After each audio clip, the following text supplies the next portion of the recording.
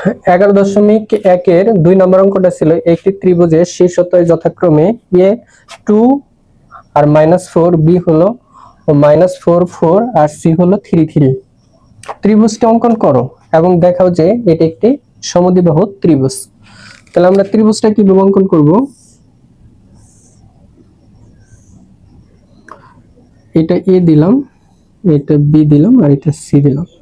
এটা a বিন্দু 2 -4 আর এটা হলো b বিন্দু -4 4 আর এটা হলো c বিন্দু 3 3। তার মানে এখানে যে ত্রিভুজটা আঁকাইছি AB আর AC যদি সমান হয় বা যে কোনো দুইটা বাহু যদি সমান হয় সেটাই তো মূলত কি সমদ্বিবাহু। এখানে আমরা AB BC এবং CA বা AC নির্ণয় করব। যদি দুইটা বাহু যে কোনো দুইটা বাহু সমান হয় তাহলে এটা সমদ্বিবাহু ত্রিভুজ হবে। তাহলে এটার সলিউশনটা আমরা দেখব।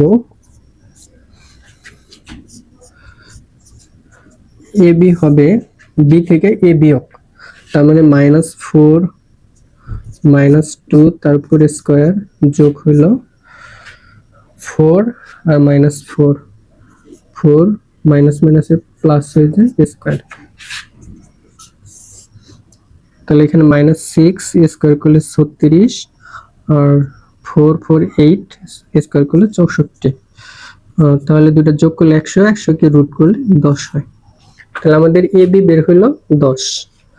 এখন AC বের করি। AC হলো 3 থেকে 2 -2 তারপর স্কয়ার যোগ হলো 3 প্লাস 4।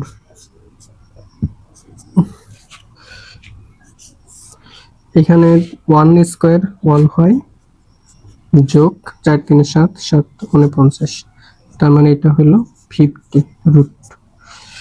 তারপর আমরা BC বের করি। BC তাহলে 3 -4 তার মানে +4 হয়ে যায় 3 + 4 তারপর স্কয়ার আর 3 - 4 স্কয়ার হয়ে যায় তার মানে 7 49 আর মানে এটা রুট 50 হয়ে যায়।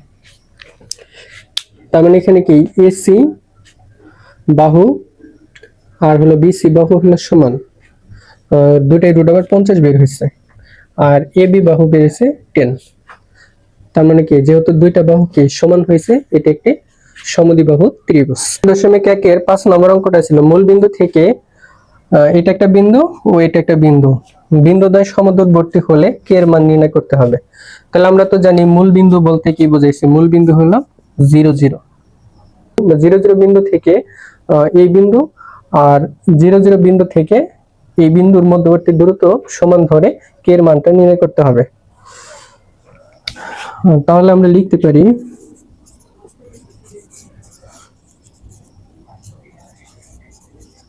মূল বিন্দু থেকে 5 বিন্দু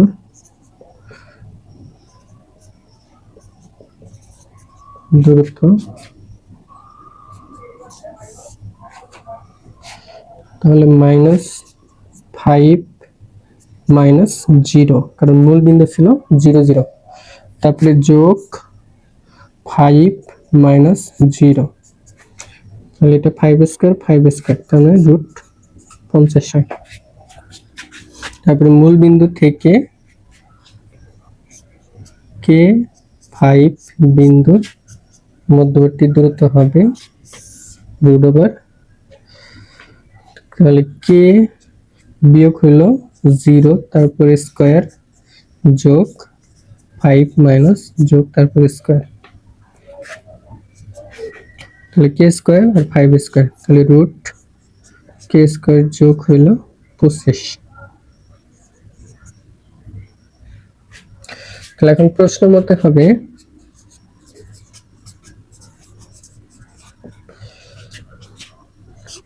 রুট ওভার কে স্কয়ার যোগ হলো 25 রুট 50। তাহলে উভয় পাশে স্কয়ার করে আমরা রুটটা তুলে দেব। তাহলে এখানে পাবো কে স্কয়ার যোগ হলো 25 আর এখানে পাবো 50। তাহলে কে স্কোয়ার ইকুয়াল টু 50 বিয়োগ 25 বা কে ইকুয়াল টু √25।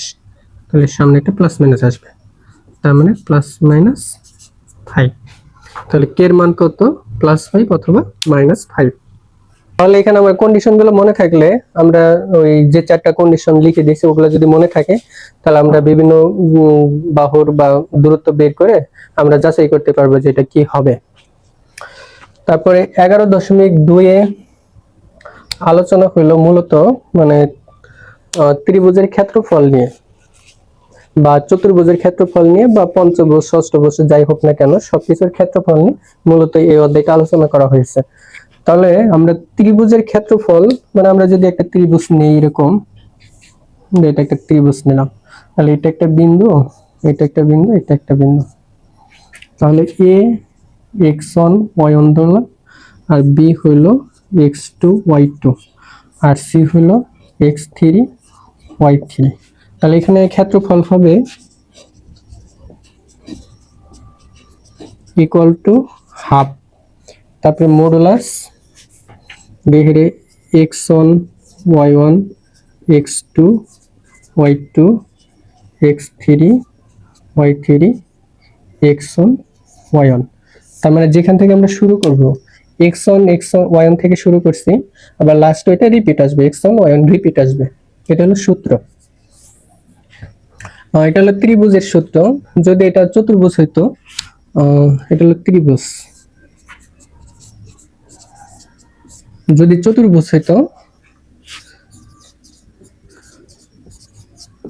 চতুর্ভুজের ক্ষেত্রফল তখন হাফ সামনে থাকতো, এখানে x1 হইতো y1 হইতো x2 হইতো y2 হইতো x3 y3 x4 y4 আর x1 y1। তার মানে চারটা হইতো, চারটা তো বিন্দু থাকবে 1 থেকে 4 পর্যন্ত, এবং প্রথমটা আবার কি রিপিট আসবে। এখন চতুর্ভুজ এটা হলো পঞ্চভুজ হলে 5টা হবে, তারপরে আবার প্রথমটা রিপিট আসবে। তারপরে হলো তোমার ষড়ভুজ বা যে কোনো বহুভুজের ক্ষেত্রফলই এই সূত্রের সাহায্যে নির্ণয় করা যাবে। তাহলে আমাদেরকে মনে রাখতে হবে প্রথম থেকে যে কয়টা বিন্দু আছে সবগুলো দিব, লাস্টে হলো প্রথমটা আবার রিপিট দিব। তাহলে এখানে আমাদের একটা চতুর্ভুজ দেওয়া আছে, এই চতুর্ভুজের ক্ষেত্রফল যদি বের করতে বলে কিভাবে বের করব? আমরা যে কোনো এক দিক থেকে ধরতে পারি, এই দিক থেকেও ধরতে পারি অথবা এই দিক থেকে ধরতে পারি, বা এখান থেকেও ধরতে পারি বা এখান থেকে ধরতে পারি। তার মানে আমরা যেটা প্রথম বিন্দু ধরবো ওইটা আমাদের কি রিপিটেশন হবে, মানে দুইবার লিখতে হবে। যেমন এটার ক্ষেত্রফল কেমন হবে? ক্ষেত্রফল হবে, তাহলে প্রথমে তো হাফ দিব, তারপরে এটা থেকে আমি ধরি -2 4, তারপরে 2 -3, তারপরে 3 4, তারপরে 2 6, তারপরে হলো আবার প্রথমটা রিপিট আসবে। তাহলে আমাদের গুণন প্রথমে এই দিকে করতে হবে।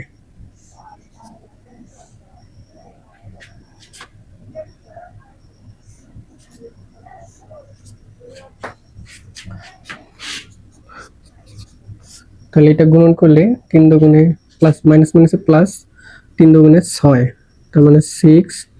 এটা গুণ করলে 4 দুগুণে 8, এটা গুণ করলে 3 6 18, এটা গুণ করলে 4 দুগুণে 8। তারপরে এখানে ব্র্যাকেট দেব, তারপরে এই পাশে গুণ করতে হবে এইদিকে।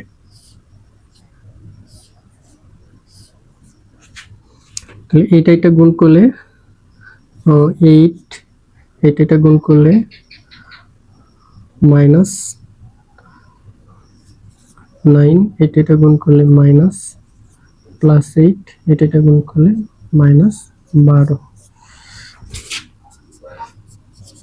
তাহলে হাফ, 8 8 16, 16 আর 6 হচ্ছে 22, 22 আর 18 40, বিয়োগ 8 8 16, আর এখানে হলো 21, 16 বিয়োগ করলে 21 মাইনাস 5 ওই মাইনাস মাইনাসে প্লাস 5।